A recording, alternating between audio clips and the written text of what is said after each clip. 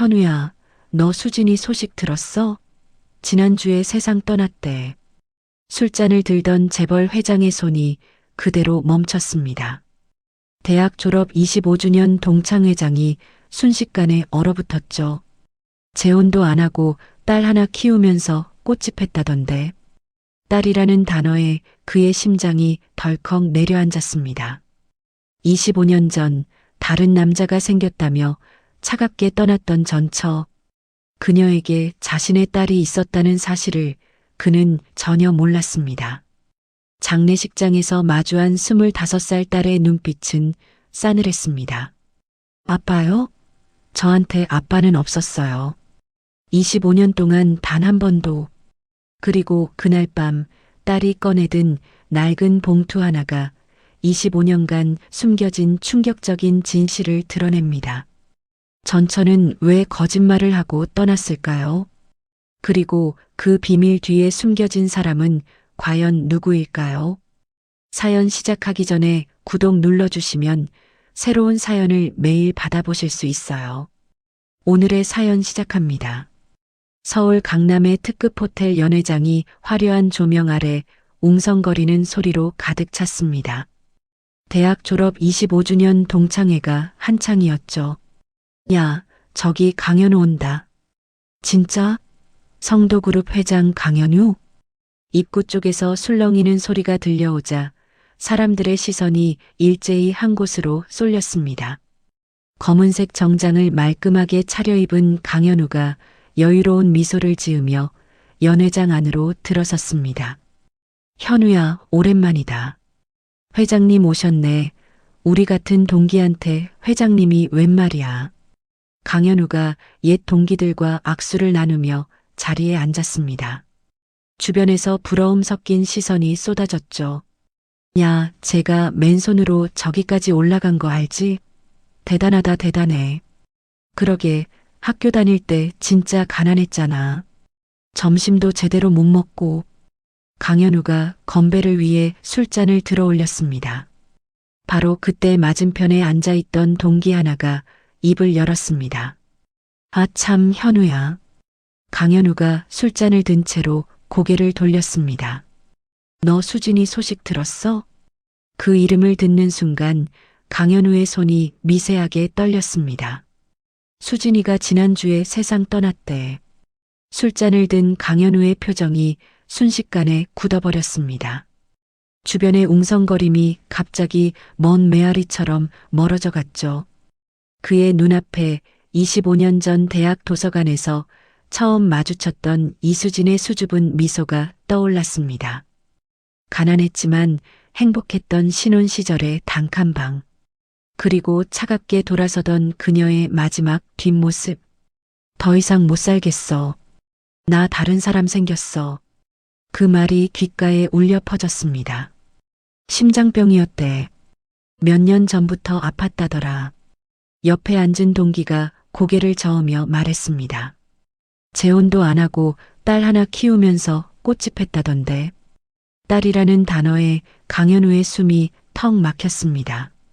이혼할 때 수진이 유난히 몸이 안 좋아 보였던 기억이 스쳐 지나갔죠. 현우야, 너 괜찮아? 얼굴이 왜 그래? 강현우가 벌떡 자리에서 일어났습니다. 나 먼저 가봐야겠다. 뭐? 이제 막 시작했는데? 강현우가 대답도 없이 연회장을 빠져나갔습니다. 복도에서 휴대폰을 꺼내 비서에게 전화를 걸었죠. 박 실장, 이수진이라고 알아봐. 1974년생, 우리 대학 영문과 졸업. 장례식장 어딘지 바로 확인해. 네, 회장님. 바로 알아보겠습니다. 전화를 끄는 강현우가 엘리베이터 앞에 멈춰 섰습니다. 25년간 단 한 번도 전처를 찾아보지 않았던 이유가 떠올랐습니다. 다른 남자를 선택했다는 배신감. 그 분노가 25년 동안 그를 붙잡고 있었죠. 회장님, 확인됐습니다. 경기도 외곽에 있는 장례식장입니다. 강현우가 기사에게 급히 지시했습니다. 차 돌려. 지금 바로 가야 해. 차창 밖으로 서울의 화려한 야경이 스쳐 지나갔습니다. 하지만 강현우의 눈에는 아무것도 들어오지 않았죠. 경기도 외곽의 소박한 장례식장에 고급 승용차가 멈춰 섰습니다. 강현우가 차에서 내리며 주변을 둘러봤습니다. 작고 허름한 장례식장이었죠. 빈소 앞에서 잠시 망설이던 그가 조문객들 틈에 섞여 안으로 들어갔습니다. 영정 속의 이수진은 25년 전 기억 속의 그녀보다 훨씬 야위고 지쳐 보였습니다. 하지만 맑고 선한 눈빛만은 그대로였죠. 강현우가 영정 앞에 무릎을 꿇고 절을 올렸습니다. 고개를 들어 상주석을 바라보는 순간 그의 심장이 덜컥 내려앉았습니다.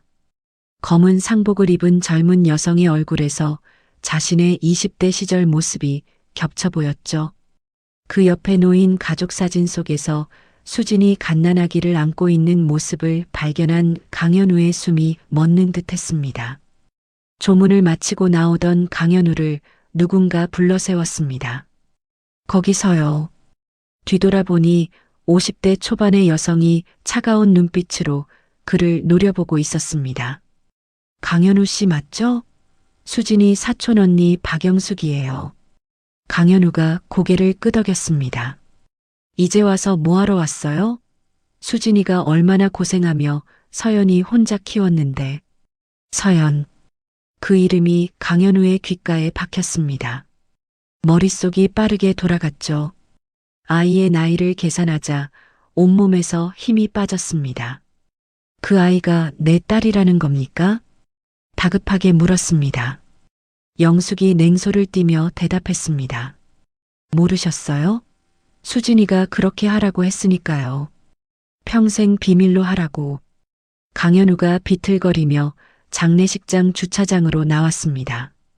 차에 기대선 그에게 비서 박 실장이 다가왔습니다. 회장님, 급히 확인한 정보입니다.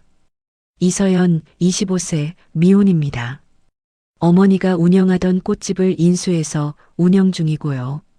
출생신고서에 붙일라는 공란으로 되어 있습니다. 강현우의 무릎에서 힘이 풀렸습니다.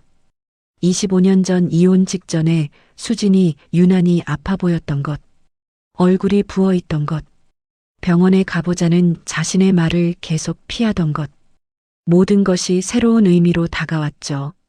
출산 기록도 확인했습니다. 수진 씨는 이혼 후 5개월 만인 2000년 5월에 출산했고 출산 당시 병원비조차 겨우 마련할 형편이었다고 합니다. 보호자란에는 박영숙, 사촌이라고 적혀 있었습니다. 강현우가 고개를 떨궜습니다. 그 시절 자신은 사업 실패의 좌절 속에서 술로 세월을 보내고 있었죠. 늦은 밤 강현우가 자택에 돌아왔습니다. 거실에서 기다리고 있던 부인 오미라가 다가왔습니다. 동창회는 어땠어? 왜 이렇게 늦었어? 강현우가 무표정한 얼굴로 대답했습니다. 별일 없었어. 그대로 서재로 들어가 문을 닫았습니다. 혼자 남은 서재에서 책상 서랍 깊숙이 숨겨둔 오래된 사진을 꺼냈습니다. 대학 축제 때 찍은 수진과의 사진이었죠. 왜 말하지 않았어? 왜 혼자 그 고생을? 강현우가 중얼거리다 고개를 떨궜습니다. 거실에서 오미라가 와인잔을 들고 남편이 들어간 서재를 바라봤습니다. 최근 남편의 이상한 행동들이 떠올랐죠. 갑자기 늘어난 외출, 비서와의 은밀한 통화, 불안한 마음에 휴대폰을 꺼내 가사도우미에게 문자를 보냈습니다. 같은 시각 장례식장, 마지막 조문객들이 떠난 빈소에서 이서연이 어머니의 영정을 바라보고 있었습니다. 아까 고급 승용차를 타고 온 낯선 중년 남자가 자신을 물끄러미 바라보던 눈빛이 계속 떠올랐죠. 영숙 언니. 서연이 옆에 앉은 영숙을 돌아봤습니다. 아까 그 사람 누구야? 영숙이 잠시 망설였습니다. 그러다 입을 열었죠. 내 아빠야. 널 버리고 떠난 그 인간. 서연의 얼굴이 돌처럼 굳어졌습니다. 아빠라고? 엄마가 그 사람 얘기는 절대 하지 말라고 했잖아. 영숙이 서연의 손을 잡았습니다. 수진이가 비밀로 하라고 했지만 이제 너도 알 권리가 있어. 그 사람이 성도그룹 회장 강현우야. 서연의 손이 부들부들 떨렸습니다. 분노와 혼란이 교차했죠. 어릴 때 아버지에 대해 물어볼 때마다 어머니는 항상 같은 말만 했습니다. 알 필요 없어. 우리 둘이면 돼. 서연이 영정 속 어머니를 바라보며 속삭였습니다. 엄마, 그 사람이 왜 여기 온 거야? 엄마가 평생 숨기려던 사람이 왜? 장례식장 관리인이 빈소 정리를 알리러 왔습니다. 서연이 어머니의 유품 가방을 챙기다가 안에서 오래된 봉투 하나가 삐져나온 것을 발견했습니다. 봉투 겉면에 어머니의 손글씨가 적혀 있었죠. 서연이에게 마이너스 엄마가 죽고 나면 열어봐. 서연의 가슴이 철렁 내려앉았습니다. 하지만 지금은 열어볼 용기가 나지 않았죠. 봉투를 가방 깊숙이 다시 넣어두었습니다.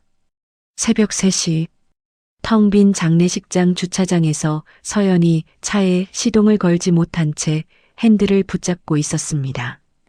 눈물이 볼을 타고 흘러내렸죠. 엄마, 왜 나한테 아무 말도 안 했어? 그 사람이 재벌이면 왜 우리는 그렇게 가난하게 살았어? 어머니가 남긴 비밀의 무게가 서연의 어깨 위로 내려앉기 시작했습니다. 다음 날 아침, 강현우가 비서에게 지시했습니다. 수진이 친정 어머니 연락처 알아봐. 그리고 당시 산부인과 기록도. 잠시 후 비서가 보고했습니다. 수진 씨 친정 어머니는 10년 전에 돌아가셨습니다.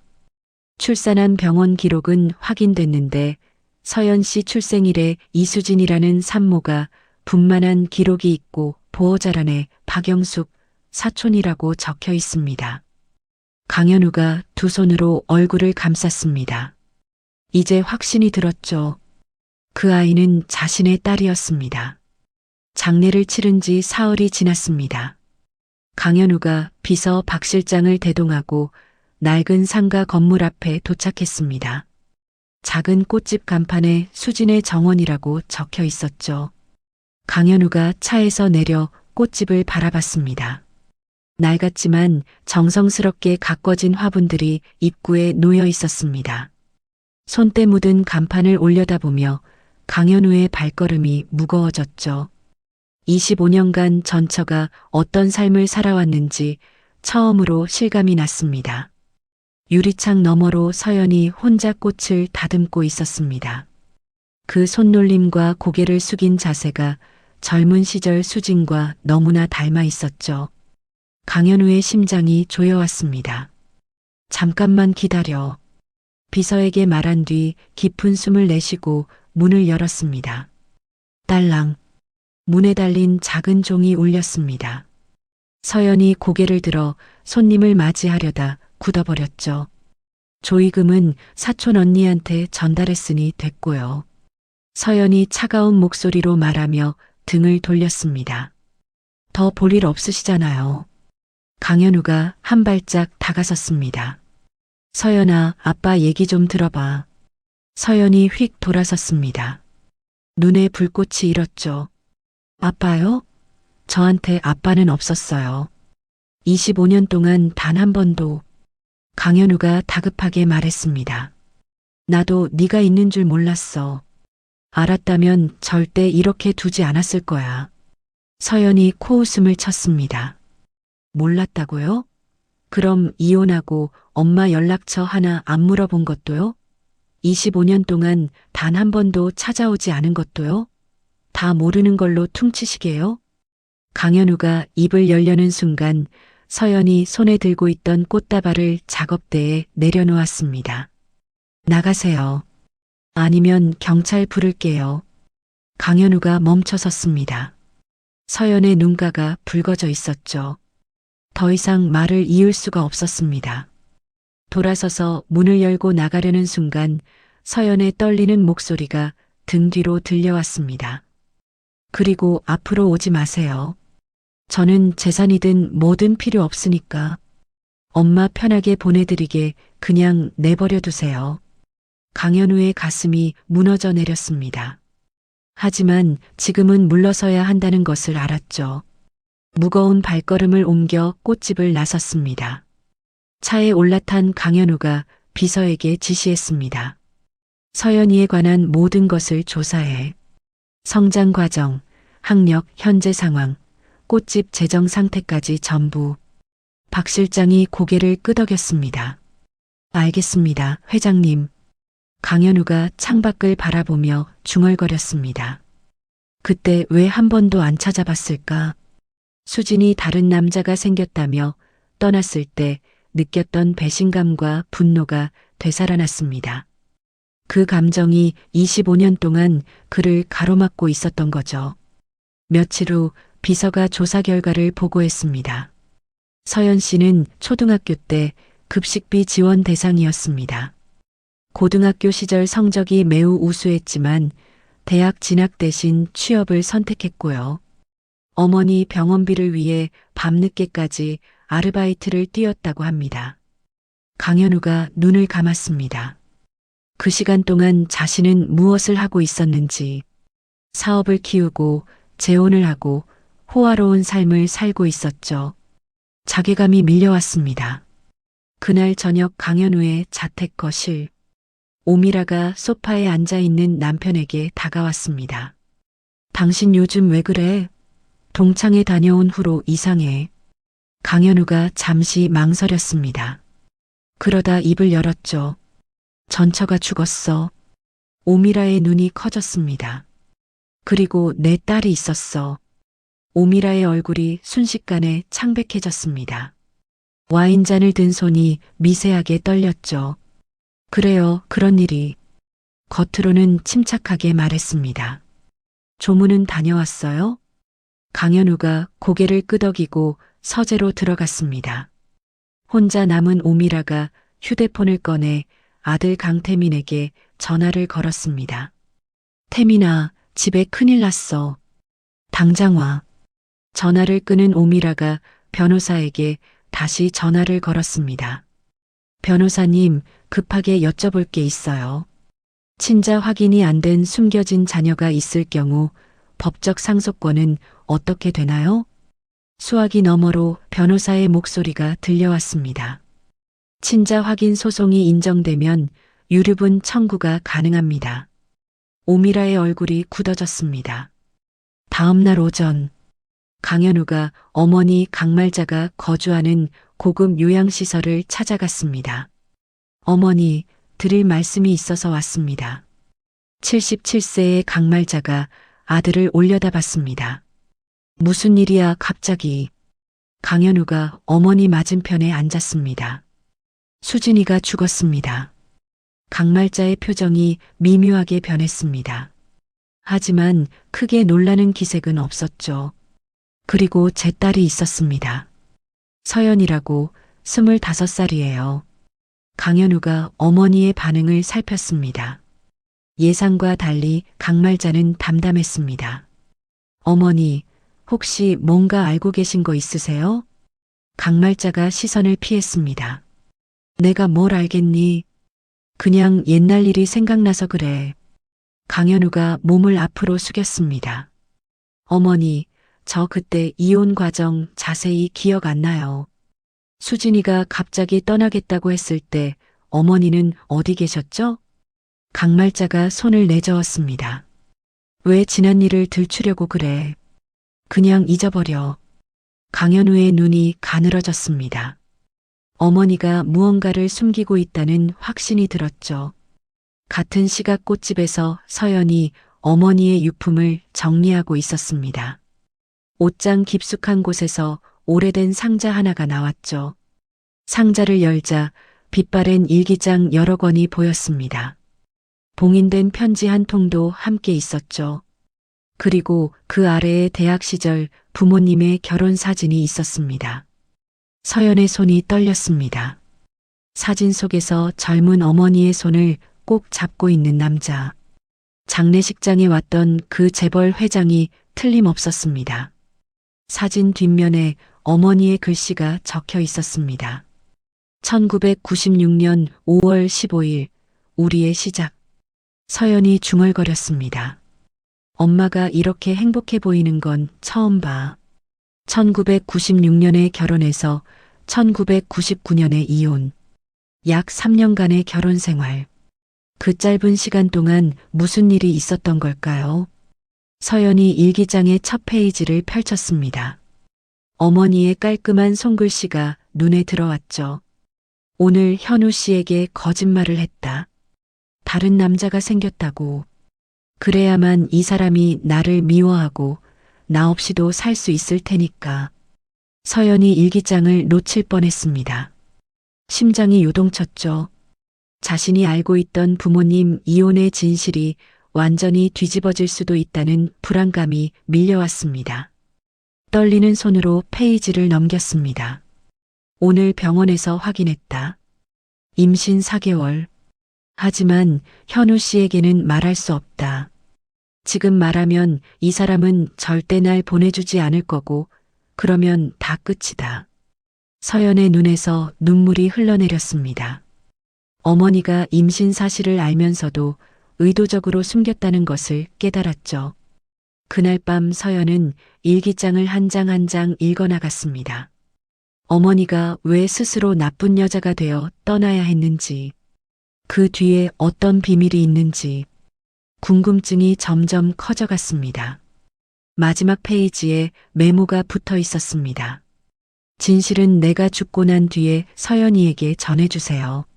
사촌 언니 영숙에게 보내는 메모였죠. 그리고 아직 봉인된 채로 남아있는 편지 한 통. 서연이 떨리는 손으로 그 편지를 집어들었습니다. 어머니가 왜 이토록 중요한 비밀을 죽을 때까지 숨겼는지, 왜 살아생전에 진실을 말하지 않았는지, 의문이 꼬리를 물었죠. 한편으로는 이 편지를 열면 자신이 알던 세상이 완전히 바뀔 것 같은 두려움이 밀려왔습니다. 한참을 망설였습니다. 엄마가 남긴 거니까. 서연이 마음을 다잡고 봉인을 뜯었습니다. 봉투 안에서 오래된 서류 한 장이 나왔습니다. 서연의 눈이 커졌죠. 각서였습니다.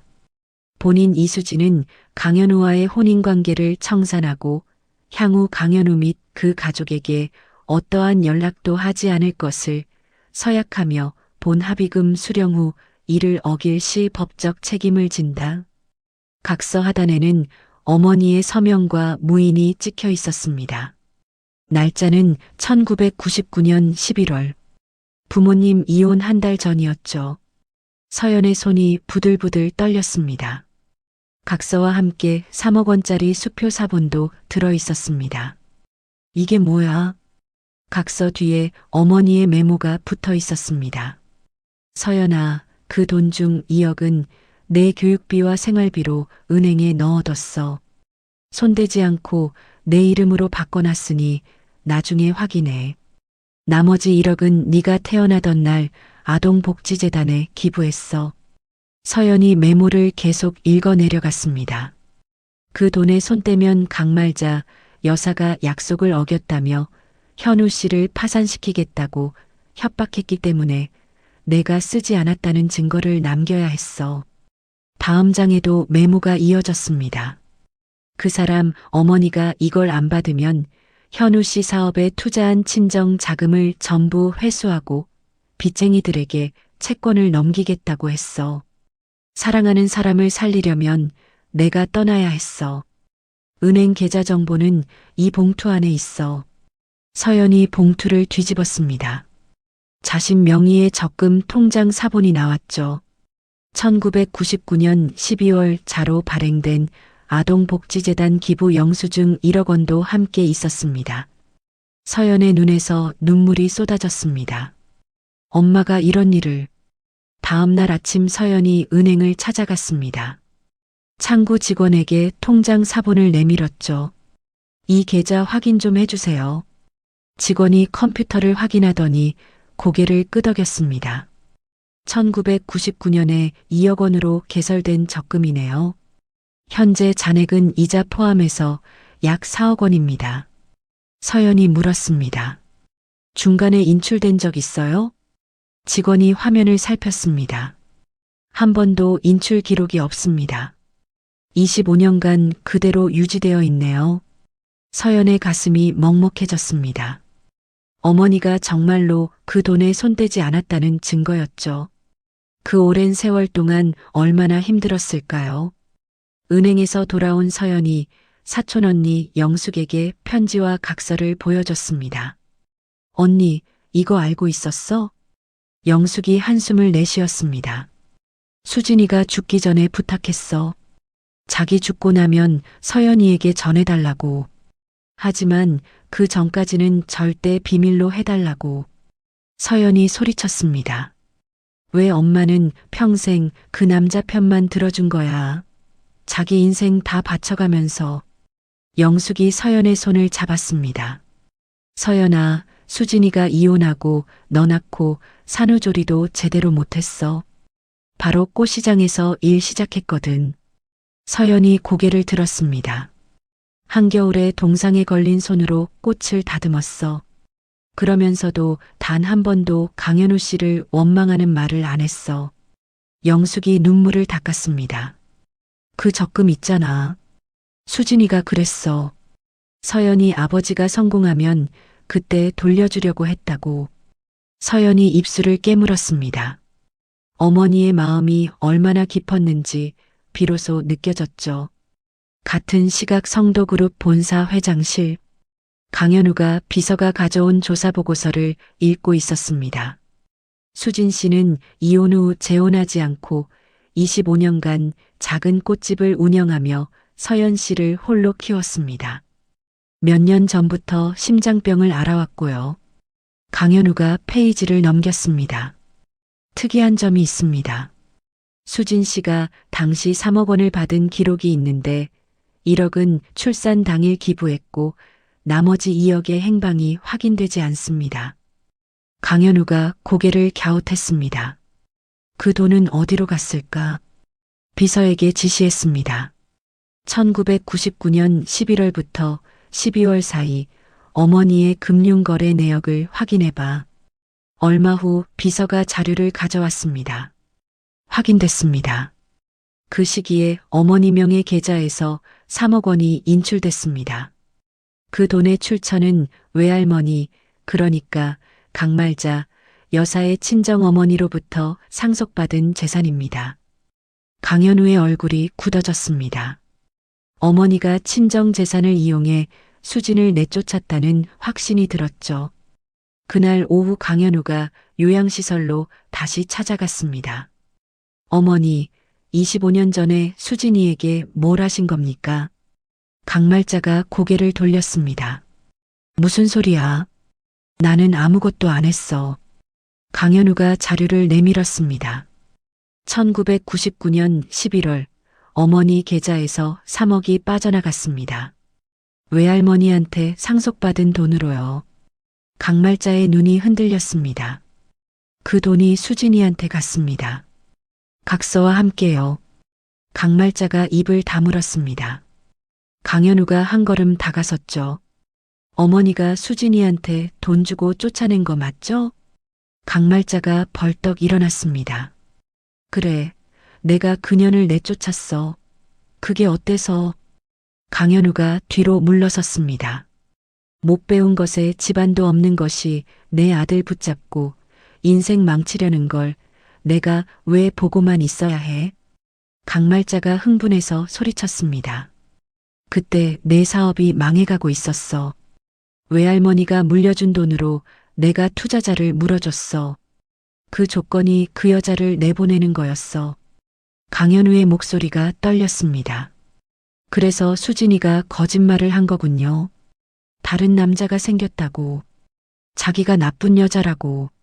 다 어머니 때문이었어요. 강말자가 눈을 피했습니다.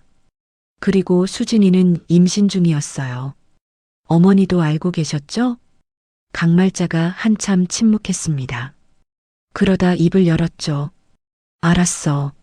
하지만 그 애가 낳으면 너한테 평생 족쇄가 될 거라고 생각했어. 강현우가 주먹을 꽉 쥐었습니다.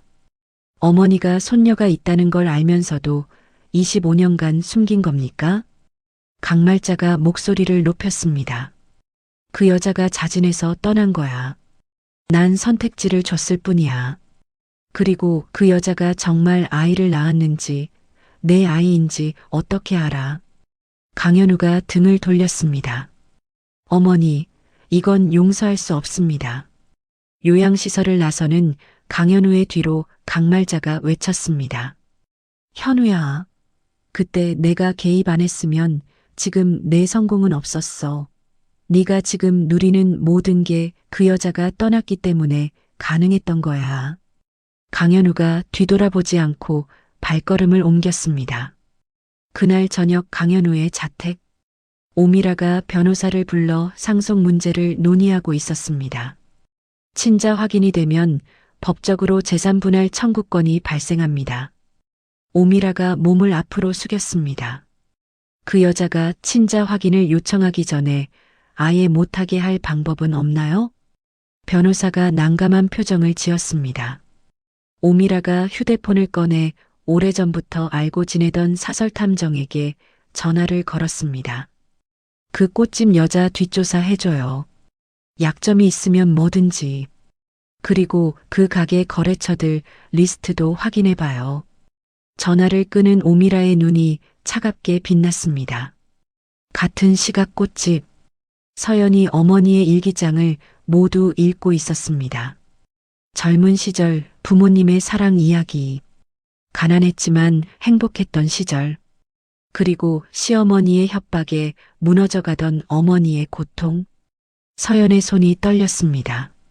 아버지 강현우에 대한 분노보다 할머니 강말자에 대한 분노가 더 크게 타올랐죠. 엄마의 명예를 되찾아줄 거야. 그 사람들한테 진실을 알려야 해. 서연이 각서 사본, 기부 영수증, 은행 거래 내역을 스캔해서 파일로 저장했습니다. 사촌 언니 영숙에게 전화를 걸었죠. 언니, 나 그 사람 만나러 갈 거야. 엄마가 얼마나 억울하게 살았는지 그 집안 사람들이 알아야 해. 그리고 이 돈 아버지한테 돌려줄 거야. 영숙이 걱정스러운 목소리로 말했습니다. 서연아, 조심해. 그 사람들은 돈과 권력이 있어. 네가 다칠 수도 있어. 서연이 대답했습니다. 괜찮아, 언니. 나는 아무것도 원하는 게 없으니까. 그냥 진실만 전하고 올 거야. 다음 날 아침 서연이 성도그룹 본사를 찾아갔습니다. 안내 데스크에서 말했죠. 강현우 회장님 면담 요청드립니다. 이서연이라고 하면 아실 거예요. 잠시 후 서연이 접견실로 안내됐습니다. 문이 열리고 강현우가 들어왔죠. 두 사람 사이에 팽팽한 긴장이 흘렀습니다. 서연이 가방에서 서류들을 꺼내 테이블 위에 내려놓았습니다. 이게 25년 전 진실이에요. 엄마는 당신 어머니한테 쫓겨난 거예요. 강현우가 서류를 집어들었습니다. 그리고 이 4억, 엄마가 쓰지 않고 모아둔 돈이에요. 원금에 이자 붙은 거예요. 서연이 차갑게 말했습니다. 당신 어머니한테 돌려드릴 테니까 받으세요. 강현우가 떨리는 손으로 서류를 읽어 내려갔습니다. 각서, 기부 영수증, 은행 거래 내역. 25년간 믿어왔던 모든 것이 무너져 내렸죠. 수진이 합의금을 자신의 생활비로 쓰지 않았다는 사실, 딸의 교육비로 적금해 두었다는 사실, 강현우의 눈에서 눈물이 흘러내렸습니다. 서연이 차갑게 말했습니다. 울지 마세요. 울 자격 없어요. 엄마는 당신 때문에 25년을 혼자 울었어요. 강현우가 고개를 들었습니다. 돈은 안 받으실 건가요? 강현우가 서류를 내려놓으며 대답했습니다. 이 돈은 내 엄마가 너를 위해 모은 거야. 내가 받을 수 없어. 서연이 자리에서 일어났습니다. 그럼 당신 어머니한테 드리세요. 원래 그 사람 돈이니까. 강현우가 급히 말했습니다. 서연아, 잠깐만. 그 돈 말고 나한테 시간을 줄 수 있겠니? 내가 잘못한 부분 갚고 싶어. 서연이 문 앞에서 멈춰 섰습니다. 돌아보지 않고 말했죠. 갚을 수 있는 게 아니에요. 그대로 회장실을 나섰습니다. 일주일이 지났습니다. 강현우가 아무에게도 알리지 않고 변장을 한 채 서연의 꽃집 맞은편 카페에 앉아 있었습니다. 모자를 푹 눌러 쓰고 창가 자리에서 꽃집을 바라봤죠. 서연이 새벽 일찍 출근해서 밤늦게까지 혼자 꽃을 다듬고 배달을 나갔습니다. 쉬는 시간도 없이 움직이는 딸의 모습을 바라보며 강현우의 가슴이 저려왔죠. 25년간 놓쳐버린 시간들. 그 죄책감이 무겁게 내려앉았습니다. 강현우가 비서에게 전화를 걸었습니다. 서연이 가게 상황을 파악해봐. 재정 상태, 거래처, 임대계약 조건까지 전부. 다음 날 비서가 보고했습니다. 꽃집은 어머니 병원비로 인해 이미 적자 상태입니다. 임대계약도 곧 만료를 앞두고 있고요. 그런데 서연 씨가 어머니가 남긴 적금에는 손대지 않고 버티고 있습니다. 강현우가 한숨을 내쉬었습니다. 어느 날 비 오는 저녁이었습니다. 강현우가 평소처럼 카페에서 꽃집을 바라보고 있었죠. 서연이 무거운 화분들을 혼자 옮기다가 빗물에 미끄러져 넘어졌습니다. 강현우가 자신도 모르게 뛰쳐나갔죠. 괜찮아? 서연을 일으켜 세우며 물었습니다. 서연이 눈을 크게 뜨고 강현우를 올려다봤죠. 뭐 하는 거예요? 따라다니는 거예요? 강현우가 어색하게 대답했습니다. 그냥 지나가다가. 다친 데 없어? 서연이 싸늘한 눈빛으로 그의 손을 뿌리쳤습니다. 괜찮으니까 가세요. 일어서려는데 삔 발목 때문에 비틀거렸습니다. 강현우가 다시 부축하려 했죠. 괜찮다니까요. 도움 필요 없어요. 하지만 발목이 심하게 부어올랐습니다. 결국 병원에 가야 하는 상황이 됐죠. 강현우가 자신의 차로 서연을 가까운 병원에 데려다 줬습니다. 병원 대기실에서 두 사람이 어색하게 앉아 있었습니다. 서연이 먼저 입을 열었습니다. 왜 이렇게까지 하세요? 죄책감 때문이에요? 아니면 체면 때문이에요? 강현우가 대답했습니다. 둘 다 아니야. 그냥 아빠니까. 서연이 코웃음을 쳤습니다. 25년 만에 아빠 노릇하기엔 너무 늦었어요. 그리고 저 친자 확인 같은 거 요청 안 할 거예요. 재산도 필요 없고요. 강현우가 아무 말도 하지 못했습니다. 다음 날 아침 서연의 꽃집에 전화가 걸려왔습니다. 이서연 사장님이시죠? 죄송한데 이번 달 주문 취소하려고요.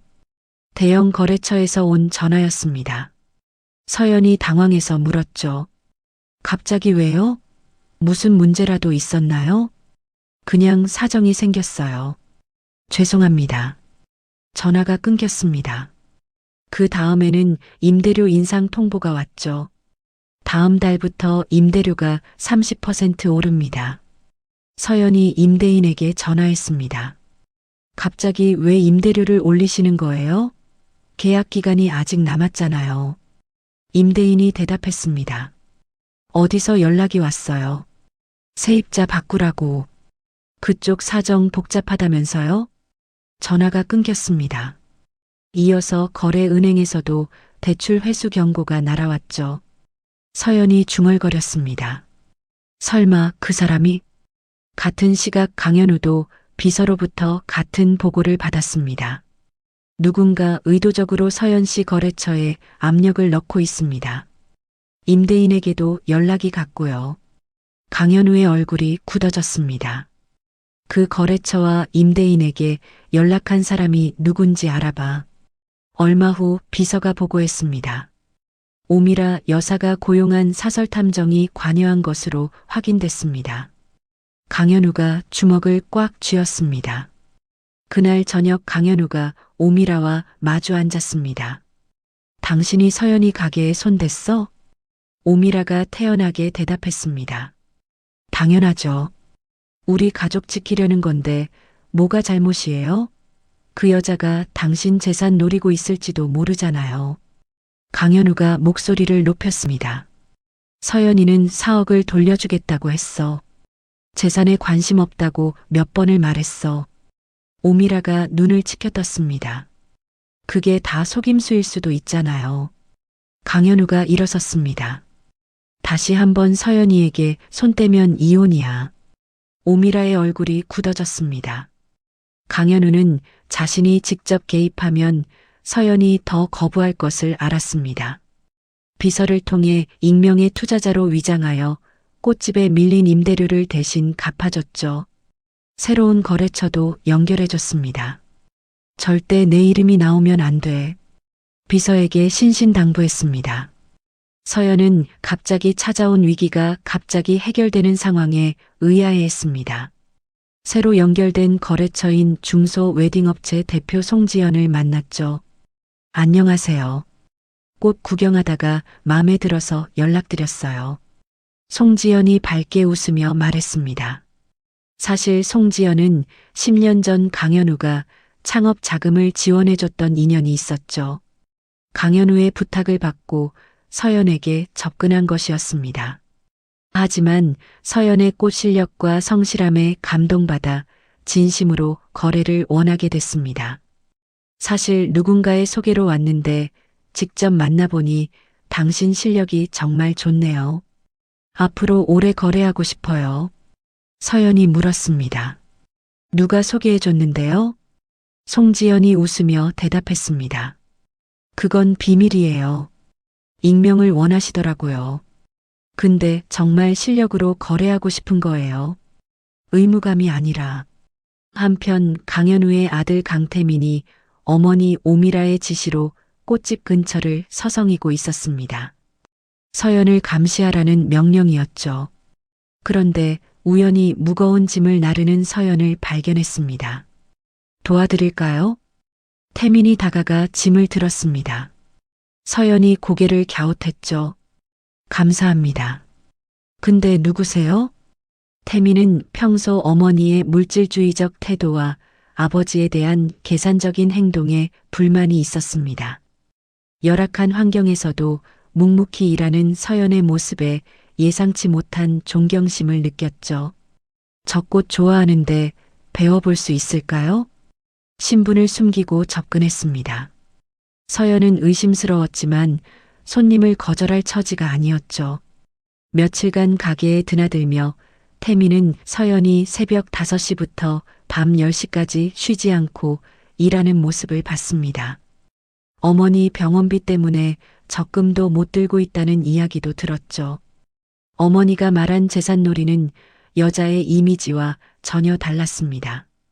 어느 날 저녁 태민이 꽃집에서 나오다가 맞은편 카페에서 아버지를 발견했습니다.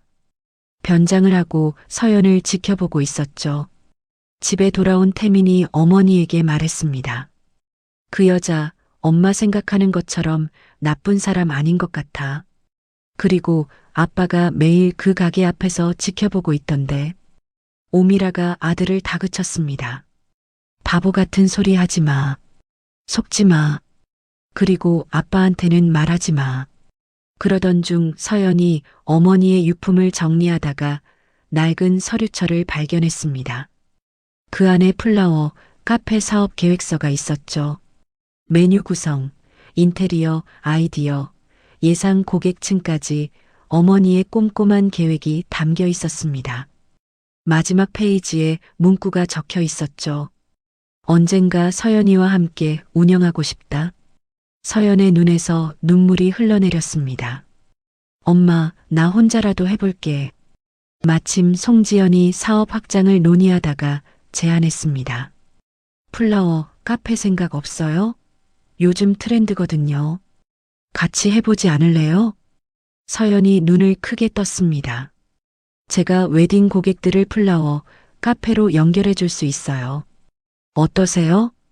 처음으로 미래에 대한 희망이 피어올랐습니다.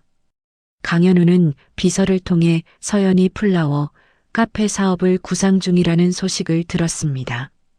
송지연을 통해 초기 투자자를 연결해줬죠. 어느 날 서연이 다니는 꽃시장에 나타났습니다. 좋은 꽃 고르는 법 아니? 서연이 돌아봤습니다. 또 우연이에요? 강현우가 솔직하게 말했습니다. 사실 일부러 왔어. 미안해, 진심으로. 그리고 네가 싫어해도 난 계속 볼 거야. 포기 못해. 서연이 대답 없이 돌아섰습니다. 하지만 이전보다 표정에 흔들림이 보였죠. 플라워 카페 오픈 준비가 한창인 어느 날, 커다란 화분이 익명으로 도착했습니다. 화분에 꽂힌 카드에 문구가 적혀 있었죠. 수진의 정원이 더 크게 피어나길. 미안하고 응원한다. 서연이 그 필체를 알아봤습니다. 장례식장 방명록에서 봤던 아버지의 글씨였죠. 한참을 망설이다 화분을 버리지 않고 카페 입구에 놓았습니다. 사촌 언니 영숙에게 전화를 걸었죠. 언니, 나 아직 용서는 못하겠어. 근데 미워만 하기도 힘들어. 플라워 카페 수진의 정원 그랜드 오픈 당일이었습니다. 서연이 이른 아침부터 분주히 움직였죠. 어머니의 유품인 앞치마를 두르고 카페 안을 둘러봤습니다. 한쪽 벽에 어머니 사진 액자가 걸려 있었습니다. 서연이 액자를 바라보며 속삭였죠. 엄마, 드디어 엄마 꿈 이뤘어. 오픈 시간이 되자 예상보다 훨씬 많은 손님들이 몰려들었습니다. 송지연이 데려온 웨딩업계 관계자들이 줄을 섰죠. 태민도 자원봉사로 나와 꽃 정리를 도왔습니다. 사촌 언니, 영숙 가족, 동네 상인들, 송지연이 초대한 웨딩 플래너와 호텔 관계자들까지 카페 안이 사람들로 가득 찼습니다. 서연이 바쁘게 움직이다가 한쪽 구석을 바라봤습니다. 낯익은 중년 남자가 모자를 푹 눌러쓰고 앉아 있었죠. 잠시 손을 멈추고 그를 바라보다가 아무 말 없이 다시 일을 시작했습니다. 강현우가 변장을 하고 카페 구석에 앉아 아메리카노를 주문했습니다. 밝게 웃으며 손님을 맞이하는 딸의 모습을 바라봤죠. 25년간 볼 수 없었던 딸의 미소. 돌아가신 수진의 미소와 너무나 닮아 있었습니다. 강현우의 가슴이 먹먹해졌죠. 계산대에 1만 원을 놓고 거스름 돈을 받지 않은 채 카페를 나섰습니다.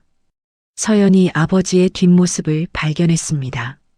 잠시 망설이다 직원에게 자리를 맡기고 쫓아나갔죠. 저기요. 강현우가 돌아섰습니다. 서연이 거스름돈 5천 원을 내밀었죠. 손님, 거스름돈이요. 강현우가 손을 내저었습니다. 됐어, 가져. 서연이 고개를 저었습니다. 저희 가게는 팁 안 받아요. 거스름돈을 강현우의 손에 쥐어주고 돌아섰습니다. 짧은 대화였지만 두 사람에게는 의미 있는 접점이었죠. 오픈 한 달이 지났습니다. 송지연의 홍보와 입소문을 통해 카페는 연일 대기줄이 생기는 인기 명소가 됐죠. 서연이 밤낮 없이 일하면서도 처음으로 행복감을 느꼈습니다. 매출이 오르고 단골이 생기는 보람이 있었죠. 직원들 사이에서 화제가 됐습니다. 사장님, 매일 같은 시간에 오시는 변장한 아저씨 있잖아요. 서연이 고개를 들었습니다. 아메리카노만 시키고 사장님만 쳐다보다 가시는 분이요. 스토커 아니에요? 서연이 대답했습니다. 알아. 신경 쓰지 마. 위험한 사람은 아니야. 속으로는 복잡한 감정이 교차했습니다. 아버지가 매일 자신을 보러 온다는 사실. 하지만 더 이상 쫓아내거나 경찰에 신고하지 않았죠. 어느 날 저녁 마감 후였습니다. 서연이 카페에 남아 정리를 하다가 휴대폰을 꺼냈죠. 잠시 망설이다 아버지에게 문자를 보냈습니다. 매일 오실 필요 없어요. 근데 화분은 잘 자라고 있어요. 강현우가 그 문자를 받고 가슴이 뛰었습니다. 딸이 자신의 선물을 버리지 않았다는 사실에 눈시울이 붉어졌죠. 짧게 답장을 보냈습니다. 알았다. 근데 커피가 맛있어서 오는 거야. 서연이 그 답장을 받고 처음으로 피식 웃음을 지었습니다. 다음 날 아침 강현우가 평소처럼 변장을 하고 카페에 들어왔습니다. 자리에 앉자 서연이 직접 내린 아메리카노를 테이블로 가져다 줬죠. 오늘 원두 새로 볶은 거예요. 맛 한번 봐주세요. 강현우가 눈을 크게 떴습니다. 서연이 처음으로 건넨 호의의 표현이었죠. 그 다음날 강현우가 처음으로 변장 없이 카페를 방문했습니다. 서연이 잠시 놀란 표정을 지었죠. 아버지에게 직접 내린 아메리카노를 가져다 주며 말했습니다. 엄마가 좋아하던 원두예요. 두 사람이 어색하지만 처음으로 같은 테이블에 앉았습니다. 강현우가 조심스럽게 말했죠. 고맙다. 아버지라고 불러주지 않아도 괜찮으니까. 그냥 이렇게 가끔 볼 수 있으면 좋겠다. 서연이 바로 대답하지 못하고 커피잔만 만지작거렸습니다. 한참 후에 입을 열었죠. 아직은 모르겠어요. 하지만 매일 오시는 건 알고 있었어요. 강현우가 고개를 끄덕였습니다. 엄마 일기장에 당신 얘기 많이 있었어요. 처음 만났을 때 얘기, 데이트했던 장소들, 결혼식 날 울었다는 얘기도. 서연이 커피잔을 내려놓았습니다. 엄마는 끝까지 당신을 미워하지 않았어요. 강현우의 눈시울이 붉어졌습니다. 떨리는 목소리로 속삭였죠. 수진이한테 미안하다고 전해줘. 그날 이후 두 사람은 일주일에 2번 만나기로 약속했습니다. 화요일과 토요일 저녁 마감 후 카페에서 차를 마시며 조금씩 대화를 늘려갔죠. 강현우가 젊은 시절 어머니 수진과의 추억들을 들려줬습니다. 도서관에서 처음 봤을 때 심장이 멈추는 줄 알았어. 그렇게 예쁜 사람은 처음이었거든. 서연이 귀를 기울였습니다. 첫 데이트 때 단돈 3만 원밖에 없었어. 그래서 공원에서 김밥 먹었지. 근데 수진이가 그게 제일 행복하다고 했어. 강현우가 웃으며 말했습니다. 대학 졸업식 날 프로포즈했는데 수진이가 울면서 도망갔어. 나중에 들으니까 너무 좋아서 울었다더라. 서연이 처음으로 부모님의 사랑 이야기를 아버지의 입장에서 들었습니다. 그때 왜 엄마를 더 붙잡지 않았어요? 다른 남자가 생겼다는 말 그냥 믿었어요? 서연이 물었습니다. 강현우가 한숨을 내쉬었죠. 그때 난 사업에 실패하고 자존심이 바닥이었어. 수진이한테 버림받았다고 생각하니까 분하기만 했지. 왜 떠나는지 제대로 물어볼 생각도 못했어. 강현우가 고개를 떨궜습니다. 내 잘못이야. 서연이 처음으로 아버지도 후회 속에서 살아왔음을 이해하게 됐습니다. 한편 태미는 어머니 옴이라 몰래 계속 카페에 드나들며 서연과 친해졌습니다. 누나, 솔직히 처음엔 누나가 재산 노리는 줄 알았어. 엄마가 그렇게 말했거든. 태민이 고백했습니다. 서연이 담담하게 대답했죠. 알아. 내 엄마가 나한테 한 일도 알고 있어. 거래처 압박하고 임대료 올리게 한 거. 태민의 얼굴이 굳어졌습니다. 그거 누나가 알고 있었어? 서연이 고개를 끄덕였습니다. 근데 내 잘못은 아니야. 태민은 충격을 받았습니다. 집에 돌아가 어머니에게 따졌죠. 엄마, 누나한테 왜 그랬어? 거래처 압박하고 임대료 올리게 한 거 누나가 다 알고 있더라. 오미라가 목소리를 높였습니다. 그 여자가 뭐라고 했는지 모르겠지만 다 우리 가족 지키려고 한 거야. 태민이 소리쳤습니다. 그게 가족을 지키는 방법이야?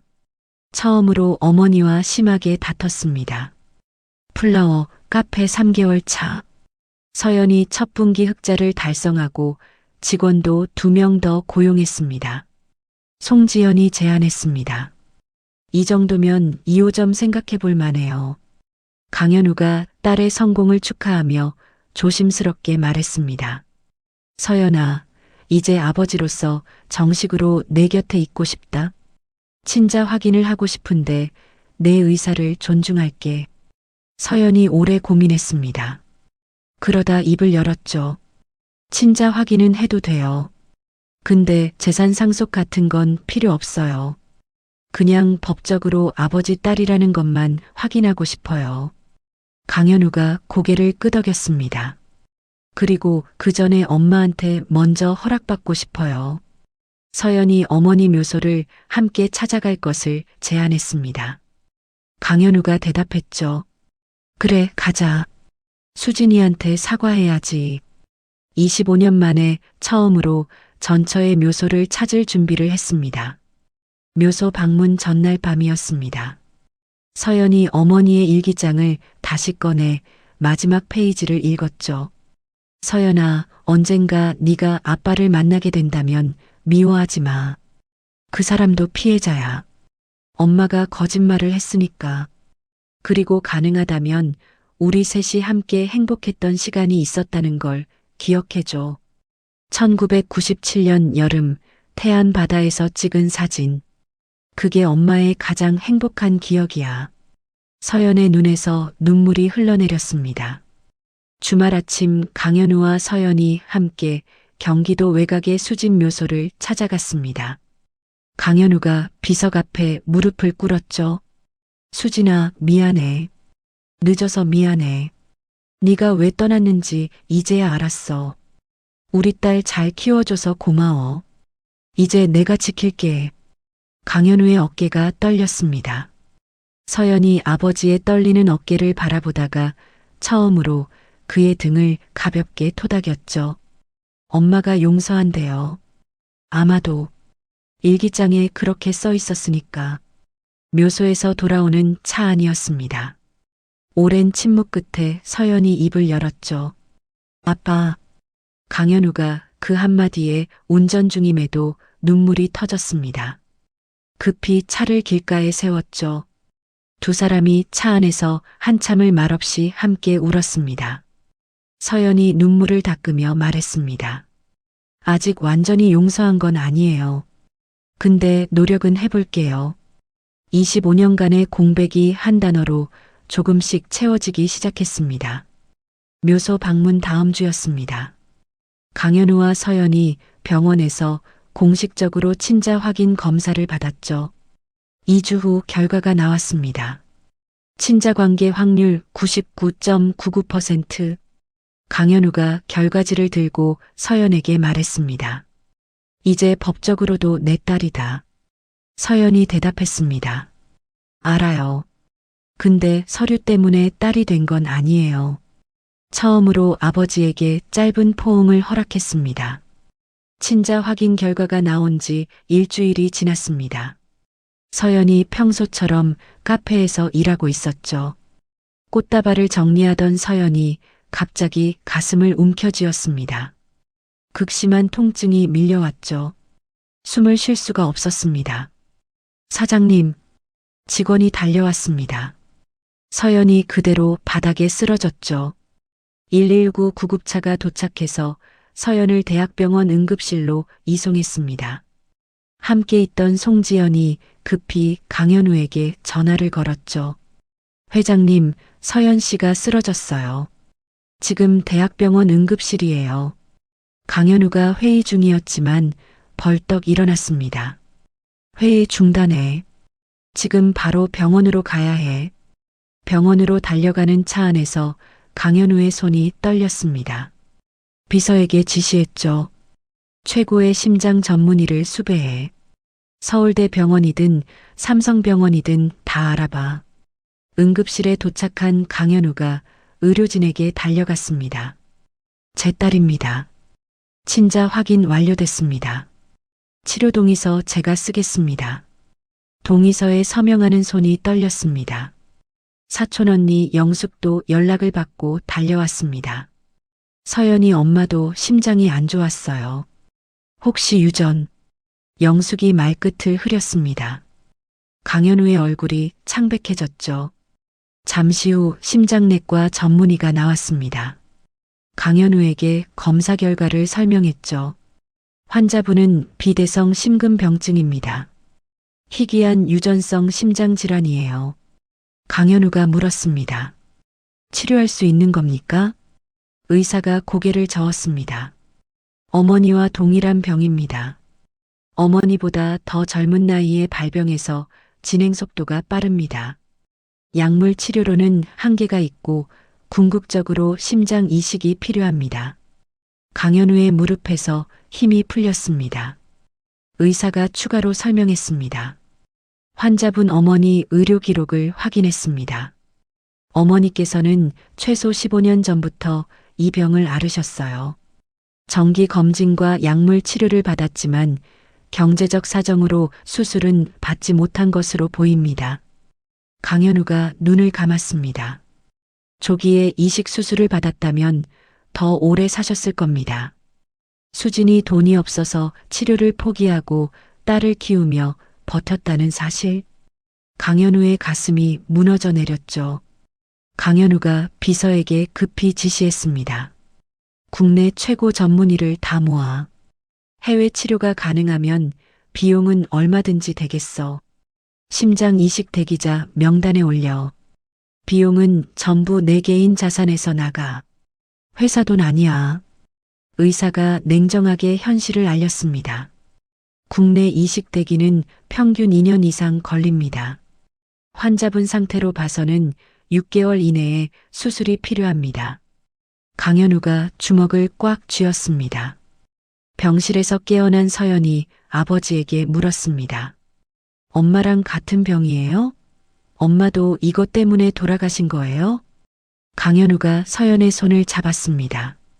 엄마는 치료받을 돈이 없어서 그랬지만 넌 다를 거야. 아빠가 어떻게든 할 거야. 서연이 담담하게 말했습니다. 아빠, 만약 나한테 무슨 일이 생기면 카페는 송지연 언니한테 맡겨줘요. 그리고 엄마 묘소에 백합 심어줘요.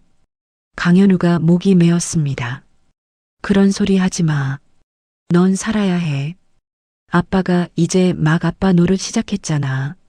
서연이 아버지의 손을 꼭 잡았습니다. 알아요. 근데 만약을 대비해서요. 그리고 할머니한테 전해줘요.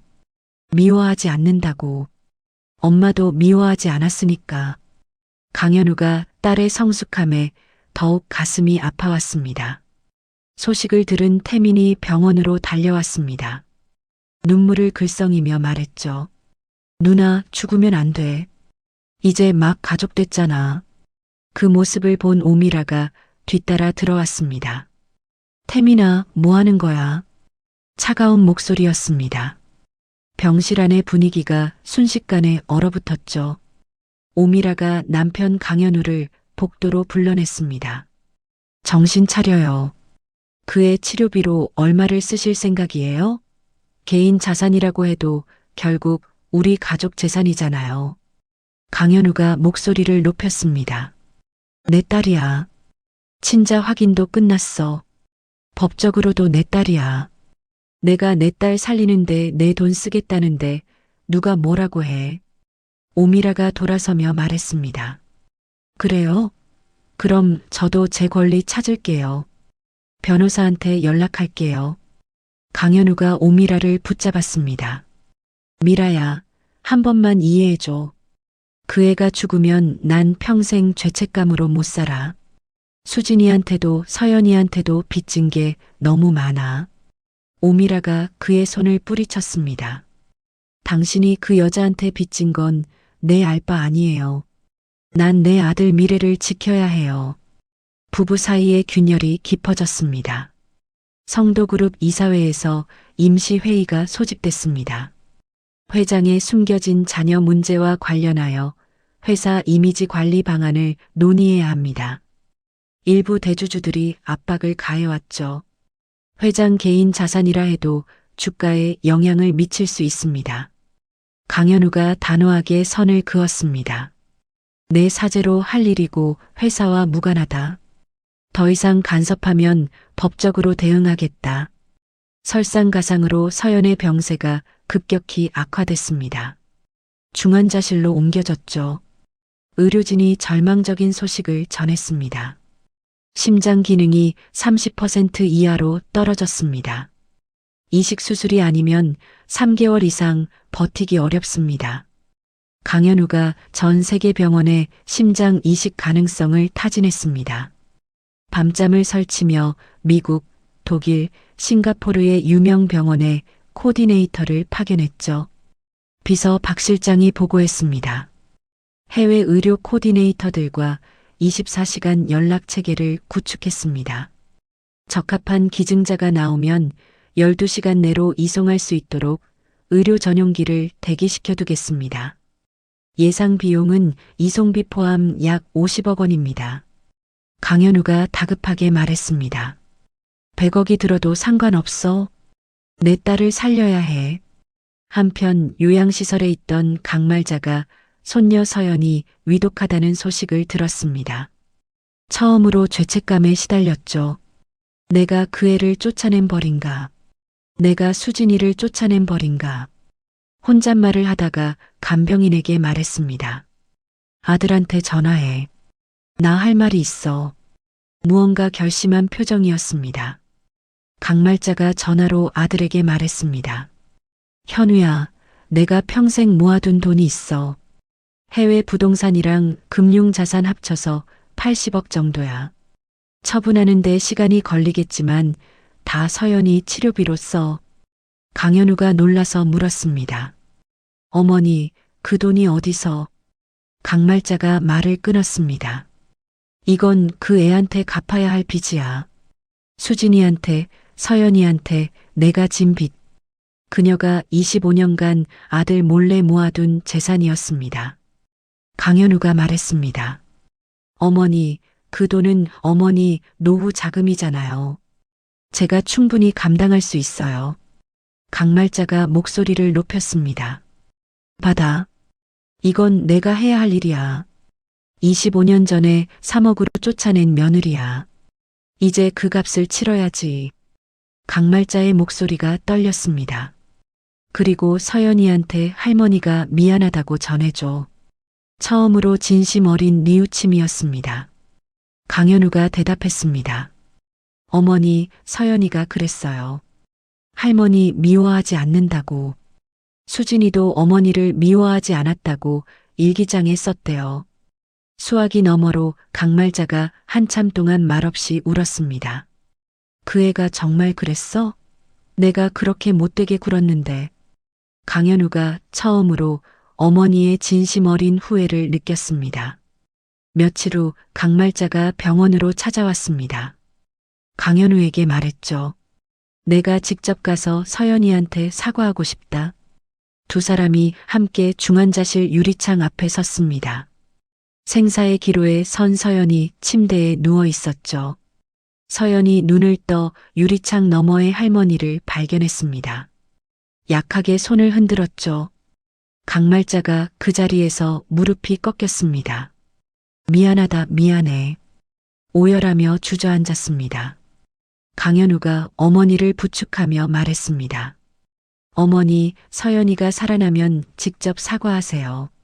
지금은 서연이가 살아나는 게 먼저예요. 강말자가 눈물을 닦으며 대답했습니다. 그래, 그 애가 살아나야 해. 내가 뭐든 할게. 뭐든.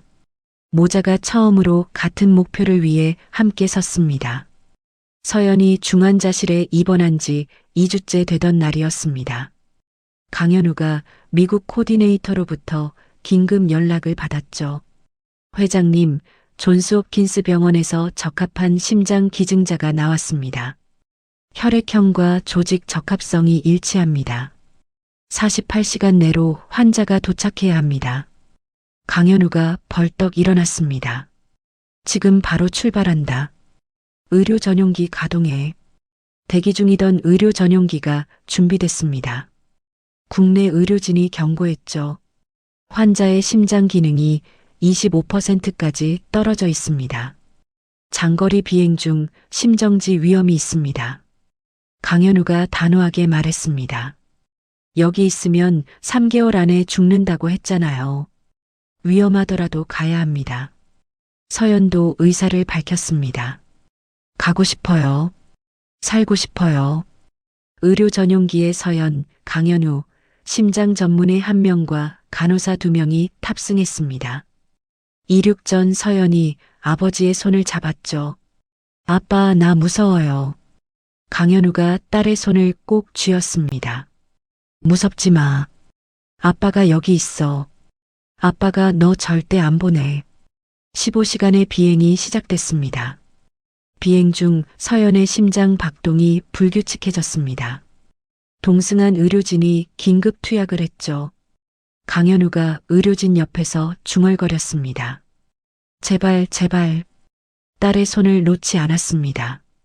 30분간의 긴장 끝에 서연의 상태가 안정됐습니다. 강현우가 속으로 기도했죠. 신이 있다면 뭐든지 할게요. 우리 딸만 살려주세요. 미국 볼티모어 공항에 도착하자마자 대기하고 있던 구급차가 서연을 병원으로 이송했습니다. 병원에서는 이미 수술 준비가 완료돼 있었죠. 담당 외과의가 강현우에게 말했습니다.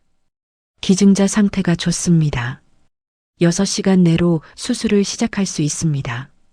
수술 동의서와 위험 고지서에 서명을 요청했습니다.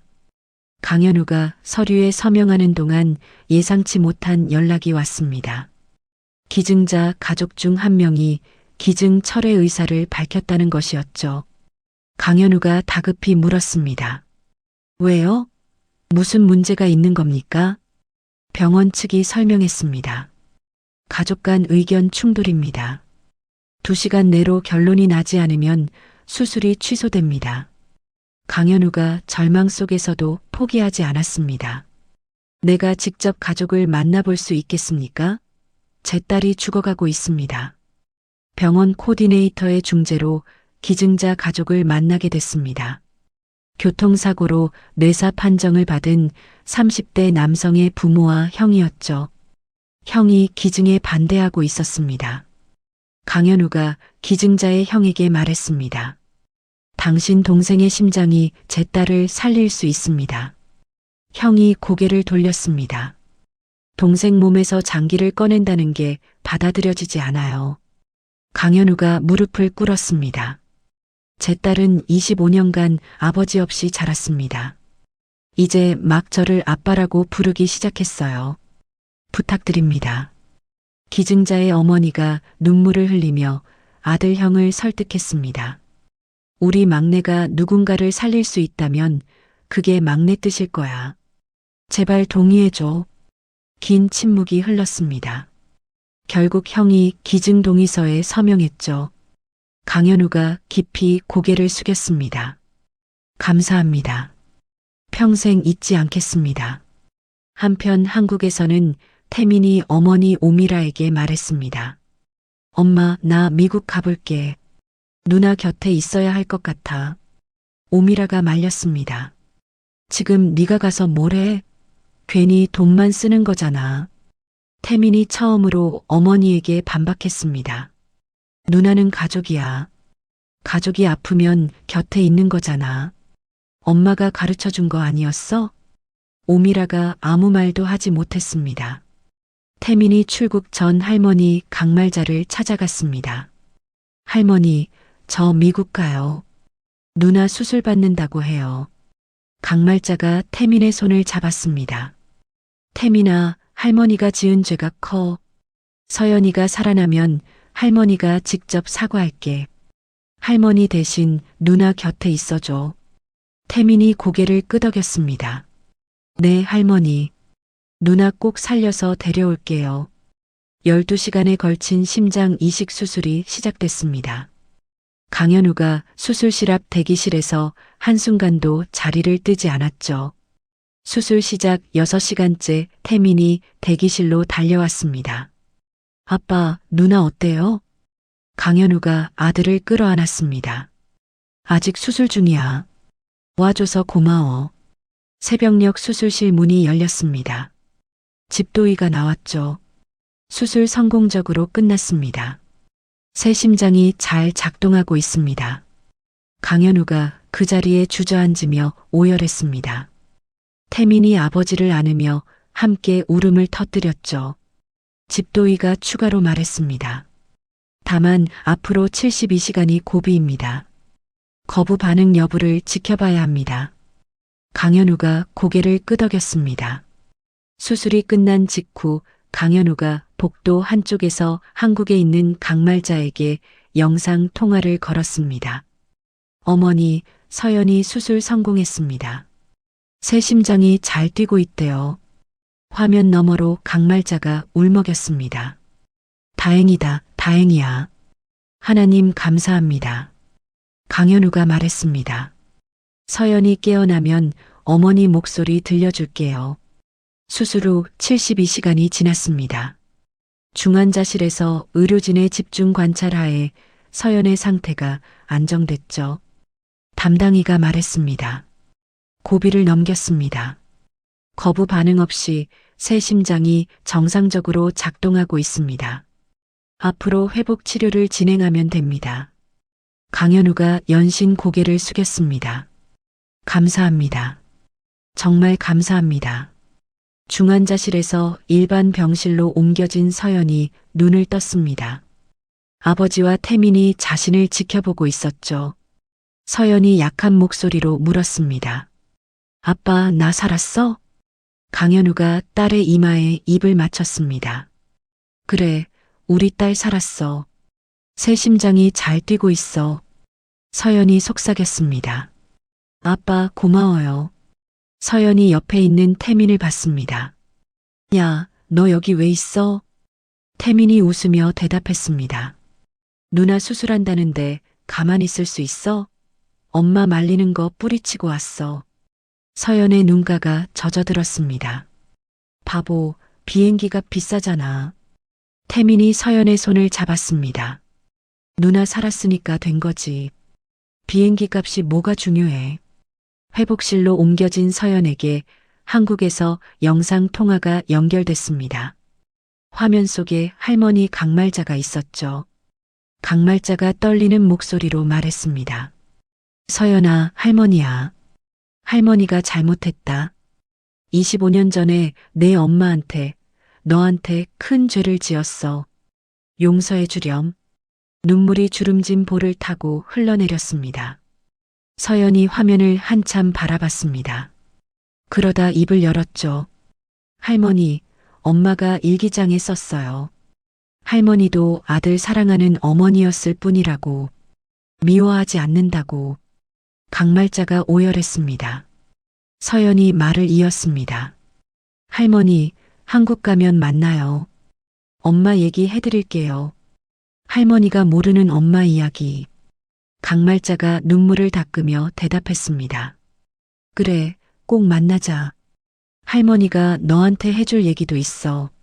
내 엄마 아빠가 처음 만났을 때 이야기.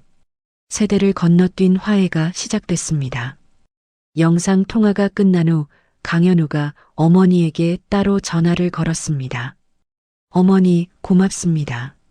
서연이가 어머니를 용서한대요. 강말자가 대답했습니다. 내가 고마워해야지. 그 아이가 살아줘서, 내 딸이 살아줘서. 현우야, 이제라도 그 애한테 잘해줘. 모자 사이에도 오래된 응어리가 조금씩 풀어지기 시작했습니다. 미국 병원에서 6주간의 회복 및 재활 치료가 진행됐습니다. 서연이 담당이로부터 허락을 받았죠. 귀국해도 좋습니다. 다만 6개월간은 무리하지 말고 정기 검진을 빠뜨리지 마세요. 강현우, 서연, 태민이 함께 한국행 비행기에 올랐습니다. 서연이 창밖을 바라보며 말했죠. 아빠, 카페 다시 열고 싶어요. 엄마 꿈이었으니까. 강현우가 딸의 손을 잡았습니다. 그래, 천천히 하자. 아빠가 도와줄게. 세 사람이 함께 새로운 시작을 향해 날아갔습니다. 미국에서 돌아온 지 3개월이 지났습니다. 건강을 회복한 서연이 플라워 카페 수진의 정원 재오픈을 준비했죠. 카페 입구에 현수막이 걸렸습니다. 재오픈 마이너스 많이 기다리셨죠? 감사합니다. 그 옆에 아버지가 보낸 대형 꽃바구니가 놓여 있었습니다. 송지연이 보낸 축하 화환도 있었죠. 그리고 할머니 강말자가 보낸 난 화분까지. 단골 손님들과 동네 주민들이 서연의 귀환을 축하했습니다. 재오픈 당일 첫 손님으로 사촌 언니 영숙 가족이 방문했습니다. 수진이가 하늘에서 얼마나 기뻐하겠어. 네가 이렇게 건강하게 돌아오다니. 영숙이 눈물을 글썽였습니다. 서연이 밝게 웃으며 대답했습니다. 언니, 울지 마. 이제 좋은 일만 있을 거야. 엄마 걱정 안 해도 돼. 강현우가 서연의 건강 회복과 재오픈을 계기로 언론에 공식 기자회견을 열었습니다. 25년 전 이혼한 전처 사이에 딸이 있었습니다. 친자 확인을 완료했고 법적으로 정식 가족으로 인정했습니다. 앞으로 아버지로서 책임을 다하겠습니다. 재계와 언론이 술렁였습니다. 강현우가 당당하게 선을 그었죠. 회사 경영과 가족 문제는 별개입니다. 한 기자가 질문했습니다. 숨겨진 자녀에게 상속권을 부여할 계획이십니까? 강현우가 대답했습니다. 제 딸 서연은 상속에 관심이 없다고 밝혔고 저도 그 의사를 존중합니다. 다만 법적으로 제 딸이니 법이 정한 권리는 당연히 갖게 됩니다. 하지만 그건 서연이의 선택에 맡기겠습니다. 성도그룹 이사회에서 일부 반발이 있었습니다. 태민이 공개적으로 나섰죠. 아버지의 결정을 지지합니다. 서연 누나는 제 가족입니다. 주요 주주들도 강현우의 그간 경영 성과를 신뢰하며 더 이상 문제 삼지 않기로 했습니다. 사태가 일단락됐죠. 오미라가 남편에게 선언했습니다. 당신이 가족을 선택했으니 저도 제 선택을 하겠어요. 이혼하겠습니다. 태민에게 말했죠. 엄마랑 같이 나가자. 태민이 고개를 저었습니다. 미안해요, 엄마. 저는 아빠랑 누나 곁에 있을게요. 오미라의 얼굴이 굳어졌습니다. 엄마가 누나한테 한 일 저는 동의할 수 없어요. 태민이 처음으로 자신의 의지로 선택을 했습니다. 이혼 소송이 진행되는 동안 오미라가 재산 분할을 요구했습니다. 강현우가 대답했죠. 결혼 기간 동안 형성된 재산에 대해서는 정당한 몫을 드리겠습니다. 법원 조정을 통해 오미라는 약 200억 원의 위자료와 재산 분할금을 받았습니다. 강현우는 더 이상 그녀를 원망하지 않았죠. 이혼 성립 후 강현우가 서연과 태민에게 말했습니다. 이제 셋이서 새로 시작하자. 서연이 대답했습니다. 저는 제 집에서 살 거예요. 독립한 지 오래됐으니까. 근데 일요일 저녁은 같이 먹어요. 적당한 거리를 유지하면서도 가족으로 지내겠다는 의사였죠. 강현우가 고개를 끄덕였습니다. 그래, 내 방식대로 하자. 어느 날 강말자가 서울로 올라왔습니다. 서연을 직접 만나기 위해 카페를 방문했죠. 77세 노인이 지팡이를 짚고 카페 문을 열었습니다. 서연이 잠시 긴장했죠. 강말자가 말했습니다. 서연아, 할머니가 왔어. 서연이 천천히 다가갔습니다. 할머니, 멀리서 오셨어요. 앉으세요. 자리를 안내했습니다.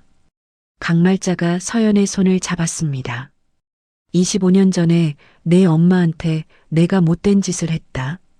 돈으로 쫓아내고 협박하고 네가 태어나는 것도 막으려 했어. 용서받을 자격이 없지만 미안하다는 말만은 전하고 싶었다. 고개를 숙이며 눈물을 흘렸습니다. 서연이 가방에서 어머니의 일기장을 꺼냈습니다. 한 구절을 읽어줬죠. 어머님을 미워하지 않습니다. 그분도 아들을 사랑하는 어머니였을 뿐이니까요. 강말자가 오열했습니다. 그 아이가 정말 그렇게 썼어? 내가 그렇게 못되게 굴었는데. 서연이 할머니의 손을 잡았습니다. 엄마는 끝까지 착한 사람이었어요. 그러니까 저도 엄마처럼 할게요. 할머니, 용서할게요. 25년 묵은 원한이 한 세대를 건너 풀어지기 시작했습니다. 강말자가 서연의 용서를 받은 후 건강이 급격히 악화됐습니다. 한 달 뒤 조용히 눈을 감았죠. 장례식장에는 강현우, 서연, 태민이 함께 상주로 섰습니다. 서연이 처음으로 강씨 집안의 일원으로서 조문객을 맞이했죠.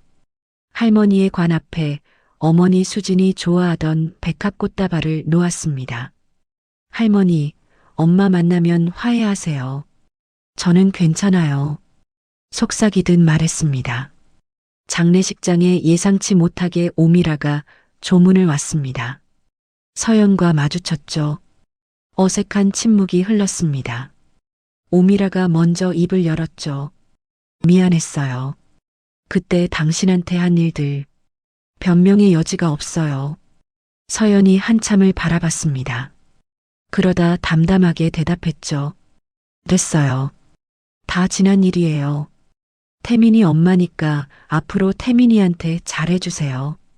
악연이 마무리됐습니다. 1년 후 봄이었습니다.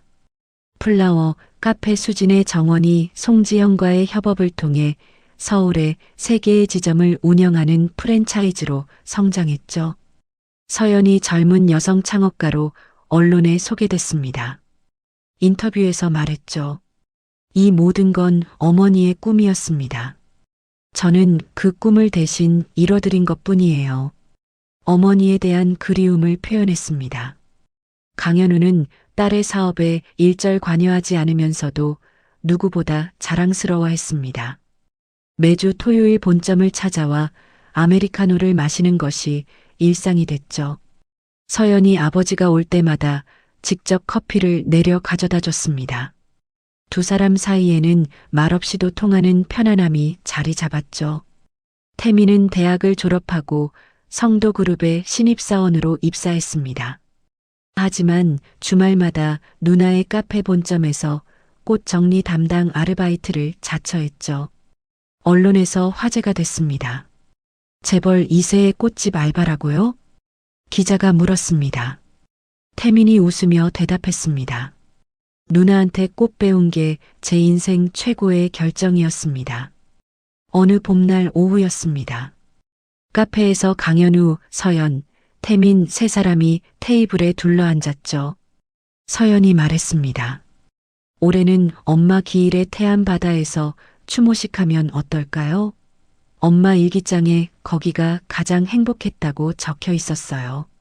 강현우가 고개를 끄덕였습니다. 그래, 좋은 생각이다. 태민도 동의했습니다. 저도 갈게요. 창밖으로 봄꽃이 흩날렸습니다. 3사람의 웃음소리가 카페 안을 가득 채웠죠. 강현우가 서연에게 말했습니다. 내 엄마한테 고마운 게 하나 더 있어. 너라는 선물을 줬잖아.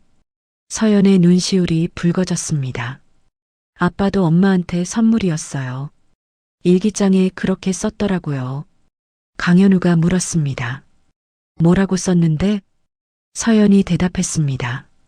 현우 씨는 힘들 때 만났지만 내 인생 최고의 선물이었다고. 테이블 위에는 수진의 사진이 담긴 작은 액자가 놓여 있었습니다. 기일 당일 태안 바닷가였습니다. 강현우, 서연, 태민 3사람이 수진의 유골함 일부를 바다에 뿌리는 해양 추모식을 진행했죠. 강현우가 바다를 바라보며 말했습니다. 수진아, 잘 가. 우리 딸 내가 잘 지킬게. 다음 생에는 내가 더 잘할게. 서연이 아버지의 손을 잡았습니다. 엄마, 나 행복해. 걱정하지 마. 바다에서 불어오는 바람이 꽃잎처럼 3사람을 감쌌습니다. 카페 수진의 정원 벽면에 액자 4개가 나란히 걸려 있었습니다. 첫 번째는 1996년 대학 졸업식 날 수진과 현우의 사진. 두 번째는 2000년가 태어난 서연을 안고 있는 수진의 사진. 세 번째는 2017년 태안 바다에서 찍은 서연과 수진의 마지막 여행 사진. 네 번째는 2025년 강현우, 서연, 태민의 가족 사진. 서연이 카페 문을 열며 새로운 하루를 시작했습니다. 어머니의 사진을 바라보며 환하게 미소 지었죠. 엄마, 오늘도 화이팅! 25년이라는 시간은 참 길고도 짧습니다. 누군가에게는 성공을 향해 달려온 시간이었고, 누군가에게는 사랑하는 사람을 위해 모든 것을 감춰야 했던 시간이었죠. 수지는 끝까지 거짓말쟁이로 남는 것을 선택했습니다. 남편이 자신을 미워해야만 앞으로 나아갈 수 있다고 믿었으니까요. 그 마음이 옳았는지 그랬는지는 아무도 모릅니다. 다만 한 가지 확실한 건 그녀가 마지막 순간까지 사랑했던 사람들을 지키려 했다는 거예요. 현우는 25년 만에 진실을 알았습니다. 너무 늦었다고 생각할 수도 있어요. 하지만 늦었다고 포기하지 않았기에 딸의 손을 잡을 수 있었죠. 용서는 쉽지 않습니다. 서연이도 단번에 아버지를 받아들이지 못했어요. 그저 한 걸음씩 천천히 서로를 향해 다가갔을 뿐이죠. 가족이란 그런 게 아닐까요? 완벽하지 않아도 상처가 있어도 그래도 함께 걸어가는 것. 오늘 이야기가 여러분의 마음에 작은 울림이 되었으면 좋겠습니다. 혹시 연락이 뜸해진 가족이 있다면 오늘 한 통 전화해 보시는 건 어떨까요? 이야기를 끝까지 들어주신 분이 계시다면 잘 들었다고 댓글 하나만 남겨주세요. 감사합니다.